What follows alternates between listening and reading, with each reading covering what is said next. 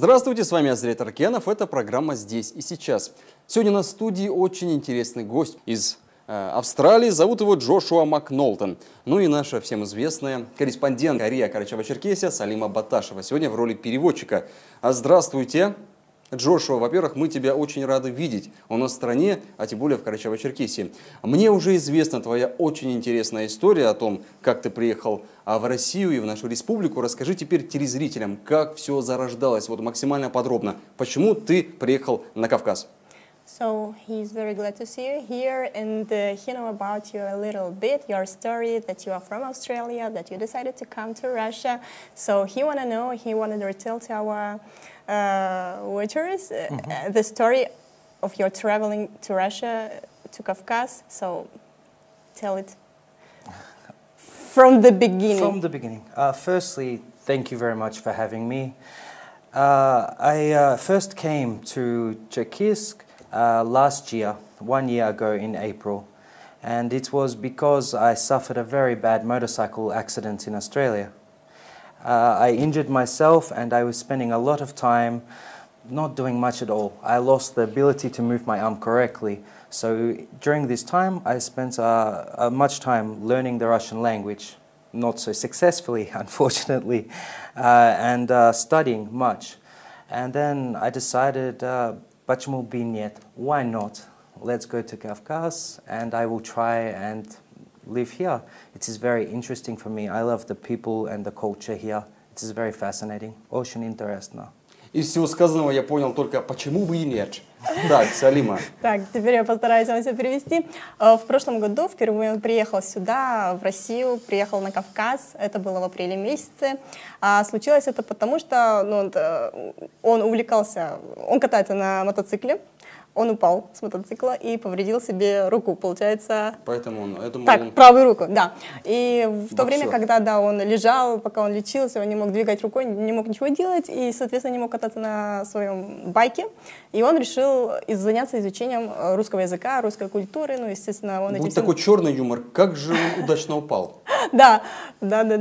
И пока он учил русский язык и так далее, у него зародилась такая мысль, такая мечта поехать в Россию, собственно говоря. Вот он приехал в прошлом году, это было его первое путешествие, ну и, соответственно, в этом году он решил повторить еще раз.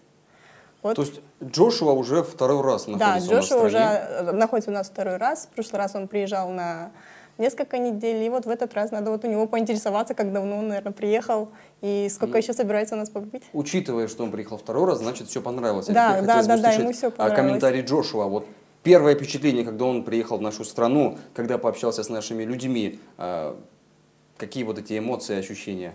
Your first emotions about... Он же все равно себе представлял Россию какой-то, есть определенные стереотипы. Вот все ли так получилось, как он изначально думал? There are a bit of stereotypes about Russia, about Russian people, beers, matryoshka and so on. And tell us about your first emotions in Russia, about Russian people, when you came at first time and when you came the second time. Okay, my first time I laid eyes on Russia was when my aeroplane was coming down to land in this airport in Moscow, and all I could see, as far as the eye could see, was a white countryside, snow. It was very beautiful. I lost my breath. It was so beautiful. Очень красиво. Ocean. And then I got out of the aeroplane and went into the airport, and I saw this stereotype. Security with machine gun, barbed wire fence, and it was a big shock for me. My honest first thought was, what am I doing here? Why I come here? It is not beautiful Red Square, it is Russian airport. But I was brave and strong and went through customs with a little bit of difficulty, and I walked outside. I took my first breath of Russian air outside, saw the snow falling. It was so beautiful. Ever since that moment, my first step out of the airports, I was in love with Russia, how the culture is, the people. It is very interesting for me, very strange here. And then, of course, I spent a couple hours in Moscow before flying down here to the North Caucasus. And I come here and straight away I'm greeted with taxi drivers, I'm greeted with the people here. It was very interesting. And from there, I just started to live my life more and more like a Russian, started eating, of course, the local cuisine, hachin, manti, and all this food. It's fantastic. Хачин манты, мне не послышалось? Очень вкусный. Очень вкусно, вот это да. Так, Салима, ну... Ну вот смотрите, он рассказал нам о своих самых первых впечатлениях, когда он только сел вот в самолет, он ехал, затаив дыхание, он ожидал чего-то такого необычного. Конечно, ему были знакомы вот эти стереотипы о том, что по России гуляют медведи, все с балалайками. Ну, вот он был наслышан об этих стереотипах, но тем не менее вот где-то в душе он ожидал, что он с этим не столкнется. Однако вот он приземляется в аэропорту, начинает спустился с самолета, начинает идти в сторону таможенного контроля, и, о май гад, как говорится, о вот и бог, вот она Россия, о которой все говорят. То есть стояли security, стояли... А в роли security медведи? Да, практически с лицами, да, как бы медведи таких. И он подумал, господи, что за люди с автоматами. Он был немного в шоке, он не ожидал, что вот все так серьезно, все так строго в этом аэропорту. Первые впечатления не позитивные? Да, первые впечатления у него были такие непозитивные. Он был немного насторожен, был немного напуган, подумал, о мой бог, где я оказался. А рейсов обратно нету на ближайшее время? Да, рейсов нету, но деваться некуда, я уже в России, как говорится. С трудом он прошел таможню и отправился, как говорится, к выходу. Вышел уже из аэропорта и увидел, что все, аэропорт и Россия — это две разных субстанции, все, вот она Россия, и это совершенно другой мир. Он успел побывать на Красной площади, увидел всю эту красоту, он, конечно, влюбился, ему все понравилось. Столица России уже побывал в Москве? Да, он побывал, вот он рассказал, что перед поездкой на Кавказ он успел немножечко погулять, побыть в Москве, ему все очень понравилось, и дальше он уже отправился к нам на Кавказ, начал знакомиться с людьми, с таксистами, и, конечно, был впечатлен, влюблен в людей, и вот по сей день. Ну, наши таксисты те еще иностранцы. Да. Так, а вот как Джошуа перемещается по стране? Это поезда наши стандартные? How did you travel in Russia? By planes, maybe by trains, by buses, or in taxi? How did you get here and traveling around? To the North Caucasus? Yeah, okay. to the North Caucasus. I caught an S7 airway from Moscow back down to Mineral Vody, and then I've tried everything from marshutka, taxi, everything. I've taken your trains. I want to live the experience of Russian life as close to normal as possible. Of course, being an Australian, I can hire a driver to drive me everywhere, but I don't want this. I want to feel like a normal person here. Honestly, I'm a little shy from the cameras and everything like that. I'm just a normal man, and I just wanted to live normal life when I was here. Ну вот смотрите, он рассказал, что, естественно, сюда он прилетел на самолете до Северного Кавказа, до аэропорта Минеральных вод, и дальше он уже путешествовал, передвигался по различным там городам Северного Кавказа, как обычный человек, который живет вот здесь среди нас. На маршрутках, на такси, на поездах, то есть всячески. Посвящение он уже прошел. Да, посвящение он прошел, то есть маршрутки его уже, видимо, даже впечатлили до сих пор, вот он здесь, видимо, все Джошуа приехал один? You came alone? The first time, yes. The second time I came and I met my lovely girl at the airport, and we have not been apart since. Прилетел он первый раз один, во второй раз он тоже прилетел один, но в этот раз так получилось, что в аэропорту его встретила его любимая девушка, которая, кстати говоря, вот является уроженкой Северного Кавказа. Вот эта история, романтический характер приобретает. Да, с этого дня они не расставались. Ну, надеюсь, в ближайшее время про Джошуа снимут фильм наши местные режиссеры и кинематографисты. Так, а неужели не было страшно перелететь совершенно на другой континент, в другую страну? Языком практически владеете очень-очень слабо, и тем более одному, ничего не зная об этой стране, я имею в виду практически. It wasn't scared for you to travel alone from Australia to Russia. You didn't speak Russian. How? Я так полагаю, что у него не было здесь друзей, знакомых, родственников. Will you have any friends here, or how? How it be? How, Joshua? How? Как? I had a few friends online, and they were helping me develop my Russian before I came. There was one or two people I knew in this city. It's why I chose this city specifically to come here. After this, I just made friends.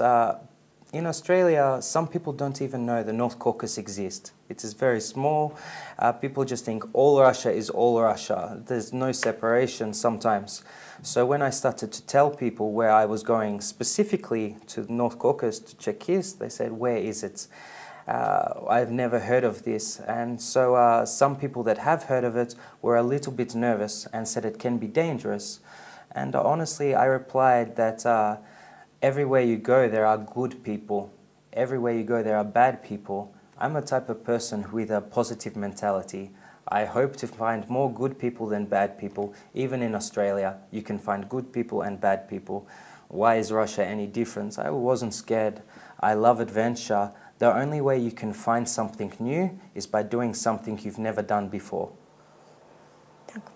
Ну, вот говоря о том, что был ли он напуган, когда отправлялся в путешествие в Россию, он говорит, что он совершенно не боялся этого путешествия. До того, как он прилетел сюда в Россию, у него были друзья онлайн, то есть как бы несколько друзей, с которыми... Виртуальные. Да, виртуальные друзья, с которыми он общался. А потом, когда он приехал сюда, вот уже во второй раз, тут было несколько человек, 2 человека, с которыми он уже был знаком, вот, грубо говоря, которые его сопровождали, его пребывание. Он сказал, что вот Россия, ну, возьмем в разрезе Москвы, где он успел побывать. Вот в Москве живут люди, которые всегда куда-то спешат, у которых вот они запрограммированы. Вот я вышел из дома, должен успеть сделать это, и все. Как будто всю жизнь у нас уже в России Да. И говорит, вот то же самое в Австралии, в Мельбурне, то есть большие города, все зациклены на том, что им надо вот успеть что-то определенное сделать, и то есть как бы на остальные какие-то эмоции и на людей у них не остается времени. А вот когда он приехал уже сюда, к нам, в Черкесск, Карачаево-Черкесию, буквально вот первая ночь его в отеле, вот он описывает, говорит, первая ночь в отеле, я вышел ночью на улицу, стою и удивлен и поражен тем, что вот как люди его встречали. То есть они обнимали его, они его приветствовали, они ему сразу предложили пойти куда-то там в караоке. То есть он такого не ожидал, вот такого добродушия, вот поэтому он говорит, что вот эта вот открытость людей его покорила, и он называет Карачаево-Черкесию своим вторым домом. Вот так вот. Да. А Джошуа, расскажи нам, какие блюда кавказской кухни уже успел попробовать, как тебе они на вкус? И можешь ли ты их сравнить с какими-то, может, австралийскими национальными блюдами? National cuisine here, Хачины, and so on. And do you like our dishes or maybe some Australian? And can you tell about it? Food is very universal. In Australia we have some Russian restaurants, not many, but we have. So I tried a little bit of borscht before I came, but I cannot find hachin, manti, or chuzluk, or Повторяйте, нам так приятно это слышать. Here in Melbourne, I think food is like a language between people. That no matter where you are from, you can enjoy food, and food is a way for me to be able to touch the people here, to understand the people here. It is another language altogether. That when I eat the food, I feel more Russian myself, and I feel more part of the culture. It is just something that connects me back to Russia. When I eat food, I feel like I'm really part of the people here. For me, food is when I cook at home or when I cook for friends, it is my way of showing my love for them. So here, when I'm eating the food, I feel that, I don't know, maybe it is just hachin. I feel love when I eat Russian food. I feel that I am part of the culture here. Ну вот он рассказал, что в Австралии, конечно же, есть тоже некие там кафе, рестораны, какие-то заведения, где продаются ну, русские, да, какие-то блюда, да. Но, естественно, среди них он не встречал таких блюд, как у нас здесь там манты, хачины, шурпа или тузлук. Вот. Но он вспоминал об этом, он скучал по этим вкусам. И вот для него язык, вот вкус еды, то есть язык блюд, это вот словно вот общение с людьми. То есть вот он через вот эту еду он как-то воспринимает, что ли, вот народ, людей, то есть вот какие-то у него ощущения, то есть когда он ел, вот впитывал в да, себя он вот как-то весь впитывал, дух да. И вот он говорит, что одной из причин того, почему он сюда еще раз приехал, это вот опять же была национальная кухня, по которой вот он очень Джошуа, ну ты просто сегодня нас радуешь. Хычин, чузлук, манчи, как же это вкусно звучит из уст настоящего австралийца. Для тех, кто только что включил телевизор и не понимает, что происходит, у нас в гостях австралиец. Реально приехал к нам, прилетел к нам из Австралии. Сегодня у нас в Карачаево-Черкесии, мы рады его видеть. Продолжаем. Ну а теперь о моем любимом континенте, это Австралия. Я не скрываю, я большой фанат этого материка. Это действительно очень интересный остров, с одной стороны его называют, с другой стороны это самый большой, то есть самый маленький континент и самый большой остров. В переводе с латинского вот неизвестная Южная Земля. Чем он уникален? Я вот несколько фактов себе отметил, хотел бы, чтобы ты их прокомментировал. В Австралии, вот для меня это было большое удивление, в Австралии количество овец превышает в 3 раза больше, чем людей. Вот действительно ли это так, что в Австралии овцы бегают как голуби у нас здесь? Okay, so Azret is very interested about Australia, and he want to know about some facts in internet. Is it true or is it not true? So he asked you about sheep. So he said in Australia too many sheep. Too many sheep, no, but not people. There are more sheep than people in Australia, it is true. Yes. For a while, about in the 1980s, 1990s, Australia was actually exporting sheep to Russia to feed you lamb. Here in Kafkas, you very like lamb. We were exporting some of our sheep to this region so that you could enjoy our lamb. Ну вот он говорит, что на самом деле, да, это правда, что овец в Австралии действительно больше, чем людей. И вот он сказал, что в 1980 году даже там, экспортировали этих овец сюда, к нам в Россию, ну, может быть, и на Кавказ. Вот, так давно что... пора их скрестить. Итак, теперь второй вопрос. А в Австралии находятся самые уникальные, самые опасные животные планеты. И их легко можно встретить, к примеру, по пути в магазин. А насколько вы, Джошуа, часто встречали таких опасных животных и какую реальную угрозу они несут человечеству? Okay, he asked you that in Australia you can meet some different unique animals at the streets when you're going like in shop. Is it true? And how many animals do you meet when you're living there? Depending where you live. If you live in like Melbourne, the big centre, maybe you'll only see like these cats and dogs and normal animals. But when you get to the outside of town, of course, you can maybe see kangaroo or echidna, platypus or some of these other animals. They mostly live in the forest, in the bush, like animals here. Animals are the same no matter where you go. So these animals can be seen, of course, on the road or in our nature reserves or places like this. They are, of course, common, but no more common than birds in trees here. Но он говорит, что если жить в каком-то таком большом городе, как Мельбурн, конечно, ты не встретишь таких каких-то диких животных, для них там норма там увидеть по дороге собачку или кошечку, как у нас, в принципе, или там каких-то птичек. Но если, конечно, выехать за город, вот там, конечно, он говорит, можно встретить таких животных, как кенгуру или еще там каких-то других животных. Ну, в принципе, я так поняла, они не несут никакой опасности, но это, в принципе, нормально. Вот это словно у нас птицы, которые вот поют на улицах, вот то же самое, где-то там на дороге увидеть. Еще один очень интересный факт из моих наблюдений, из моих заметок, вернее. А вот в Австралии, это континент, где основная доля, скажем так, занимает это пустыни в Австралии, также много зелени, но в горах Австралии выпадает снега намного больше, чем в горах Швейцарии. Вот это для меня тоже большое открытие. Часто ли у вас падает снег? About snow, he said that in Australian mountains there are too many snow, more than in Switzerland, for example. Is it true or it's fail? We have many beautiful mountains in Australia and we do receive snow in the winter months. The snow season is only maybe 2 months. I wouldn't say too much because snow is very beautiful, but it is very defined only in certain mountains because of the altitude and because of the weather. Australia is a very hot country, so our snow season is very, very short. Not like your beautiful mountains here, Arhis, Dombai, Elbrus, not like this at all. Ну вот он говорит, что вообще Австралия сама по себе очень жаркая страна, и такие наблюдения, наверное, чьи-то, что в Австралии выпадает так много снега, это не совсем соответствует действительности. Вот он говорит, что там период такой заснеженный, длится где-то 2 месяца, 2 зимних месяца, например, и там, да, могут выпадать какие-то осадки в виде снега, но и то не повсеместно там где-то в горах, а вот на каких-то определенных возвышенностях, но, грубо говоря, не успеешь налюбоваться, и он уже тает. А Джошуа только что сказал, Да. Архыз, Домбай, Эльбрус, это он Да. где-то про них прочитал или уже бывал там? Вот надо у него спросить. Он сказал Архыз, Домбай, Теберда, и сказал, что у них там не такие вот заснеженные прекрасные горы, как у нас. So, давайте у него как раз и спросим. So, Azret, interested, have you been in our winter resorts in Arhiz, Домбай, Теберда?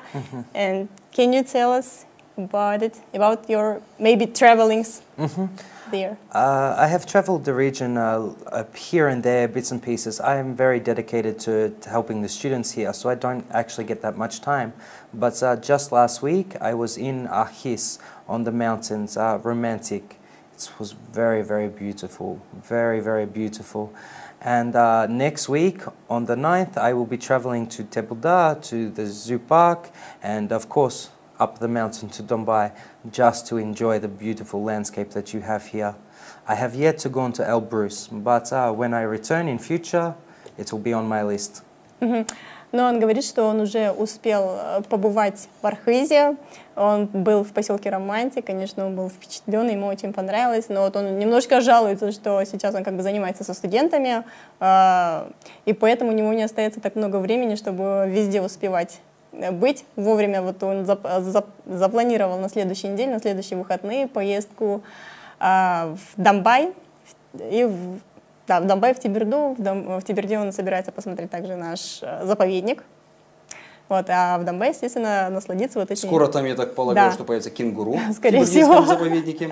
Так, Да. а он также упомянул про Эльбрус. Да, он сказал, что у него еще есть такая мечта побывать на Эльбрусе, увидеть это своими глазами. Джошуа, мы с тобой живем одной мечтой, может быть, Да. вдвоем на Эльбрус. Но в этом году, к сожалению, он не успевает осуществить эту свою мечту большую. Но он говорит, в следующий раз, когда он вернется, он постарается обязательно воплотить это в жизнь.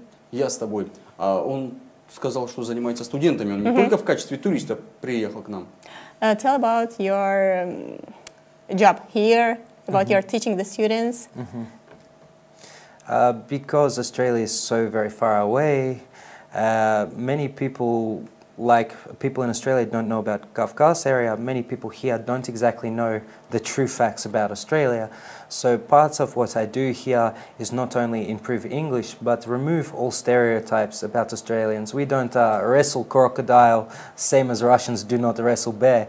And try to remove these stereotypes. So here I'm teaching English, helping improve grammar, helping improve pronunciation, and also trying to remove these stereotypes. The same as after I go back to Australia, everyone asks me questions. Did you see bear in taxi?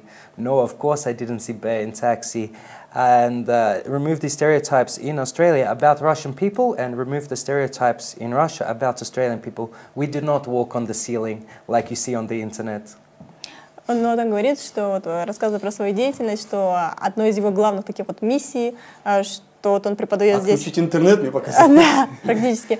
Но вот он преподает здесь студентам язык, помогает им изучать английский язык, помогает с произношением, с изучением грамматики. Но вот он говорит, был еще один такой главный его посыл в обучении, что он развеивает, так сказать, некие стереотипы, которые сложились у россиян, допустим, об Австралии, вот как ты сказал, да, там, что выпадает там много снега, или там кенгуру ходят наравне с людьми по улицам. Вот такие стереотипы как бы он развеивает. И вот считаю, что это очень важно. То же самое вот он поедет, допустим, к себе на родину и постарается развеять там некоторые вот такие заблуждения насчет России, что тут чуть ли не медведи ездят в такси вместе с людьми. Вот такой вот посыл он тоже пытается нести своим студентам. Так, Джошуа, а чем вы у себя на родине занимаетесь в Австралии? Основной род деятельности? In Australia, when you were living in Australia, what was your profession? Did you do there? I've had many different jobs over the years. I'm kind of a jack of all trades. I did a lot of security work for a while, and it was a very good career for me. I was very good at it. I have very good observation skills, and I'm very good with connecting to people. After my injury, I was told that this future is no longer possible, so I had to start looking in other avenues of what I'm doing. I'm now currently trying to develop my web development skills and studying a diploma of website development so that I can do a career which is more focused on my mind and more focused on the way I touch people rather than using my physical body. I must change the way I looked at life. In Australia, I'm a big boy. I was shoveling, building houses, factory work and security work. Now I've had to kind of reshift my focus back onto my other skills, not only my strength, focus back onto my intelligence and focus back onto the way I connect with people. I even did a short course in psychology there for a little while because I love the way people think and I love interacting with people. It's one of the reasons why I have so much passion and pleasure while traveling here. Ну, он рассказывает, что в Австралии, пока он жил, пока он был и жил в Австралии, у него было очень много различных всяких работ, так как он такой у нас крепкий парень, он работал и в охране, и занимался там и строительством домов, в общем, много чего такого физического он делал, выполнял всякие, допустим, вещи, но после того, как вот он получил свою травму, он уже не смог в полной мере вот уже работать вот в этой какой-то сфере, и он, вот, как он рассказал ранее, начал увлекаться там русским языком, историей России, также он очень увлекается психологией, вот это все вот самое, вот он любит общаться с людьми, там что-то понимать, что-то вот как-то думать, ну, вот, грубо говоря, вот он психолог, да, вот любит психологию. Вот сейчас вот он этим увлекается, и, то есть не только хочет использовать в работе там какую-то свою физическую силу и физические данные, но также вот применять какие-то свои такие интеллектуальные способности, мышления там. Вот в этом направлении он сейчас у нас движется. А ну, Джошуа, девушки меня не простят, если я не задам вам два вопроса. Первый, как вам наши российские девушки? И, во-вторых, история, которая зародилась у нас в России, романтическая, будет ли у нее продолжение? So he asks about Russian women. Are they so beautiful? And about your love story. Is it have any future? What are you gonna do with your girlfriend to marry and so on? Firstly, about Russian women. There is a stereotype that Russian women are the most beautiful in the world. They are the only women in the world that can walk in snow with 6-inch heels. That is the stereotype of a Russian woman. Secondly, the story between me and Christina is quite interesting. We met last time I was here, exchanged a few messages, but it was all very just friendly. And after I went home, we started talking more and built up a connection. Then when I told her that I was coming back, I wanted to meet her, that I will take her out and we can have a real conversation again. She decided that she would meet me at the airport. We haven't been away apart since, and here in Cherkessia, on the 1st of February, exactly 1 month ago, I proposed to her, asked her to be my wife, любимая жена. Ну вот он рассказывает, что да, есть такой стереотип, что русские девушки, русские женщины, они самые красивые. Вот, ну, в принципе, что в итоге? Ну, в итоге он, так скажем, в этом убедился. Но потом, продолжая историю о его любви, которую он тут встретил, это девушка по имени Кристина, с которой он познакомился еще в прошлом году, когда он приехал. Но как бы тогда такого, так скажем, романтического какого-то общения не сложилось. Это было все так украдками, они в основном общались как друзья, и это было не так часто. Потом он уехал к себе на родину, в Австралию, там они уже продолжили общаться в режиме онлайн, переписывались, и тогда вот он почувствовал, что это что-то больше, чем какая-то простая дружба. И вот он вернулся, и, естественно, они снова встретились в этом году. Он же рассказал, что она его встречала в аэропорту. И вот он говорит, что 1 февраля они... Была свадьба? Да, была свадьба. Они вот поженились, и теперь это не просто девушка, теперь это официально жена вот нашего да, гостя. Какое эпическое завершение вашей истории, начало новой романтической истории. Мы вас, Джошуа, поздравляем с Кристиной. Наша передача подошла к концу. Мы вам желаем, чтобы на вашем пути, когда вы будете изучать нашу страну необъятную, попадались только позитивные, только добрые люди. Встречают вас, пускай, с распростертыми объятиями. Австралия, от Карачаево-Черкесии, от нашей страны, от нашего телеканала Архыз-24 передавайте огромный пламенный салам. И тебе, Салима, большое спасибо. Для меня тоже сегодня открытие, что ты можешь переводить не только карачаевский язык, но и английский. Спасибо вам, друзья. Это была программа «Здесь и сейчас». Мы прощаемся с вами ровно на 1 неделю. До скорого.